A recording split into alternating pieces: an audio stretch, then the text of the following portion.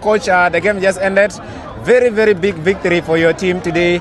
Your team displayed a very fantastic game. I can say that a lot of experience, a lot of chances created compared to the past game or the previous game.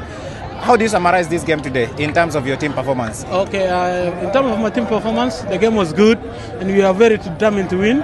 Okay, and as you see, we utilized our chances, and here we are. Rock City displayed good and good behavior, the sportsmanship, and also in the game also. They were played and they created many threats in the first half. Even I was a bit shaky, but I have confidence in my boys and they came back with a good result. True. When you look at your forward line today, it was on fire and so many chances created. What was your team lacking in the previous game that wasn't there, but you did it and you got 5 goals today against Rock City? Okay, in the previous game, there was a lack of coordination, okay, between the forward line, and the distance between them was very far.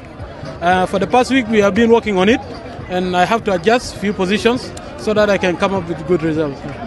True.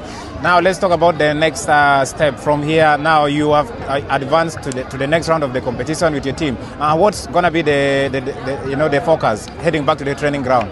Now I have a good gap, okay, almost like 9 to 8 days, okay, for me to boost my players. And as you climb the mountain, whenever you go higher, it's getting tougher. So I have to prepare myself 100%. True. What message can you send to all the Volcano fans who came to support your team today? Thank you guys for the love and keep supporting us, and inshallah we won't disappoint you in the next game. Congrats for the victory. Yeah, thank you.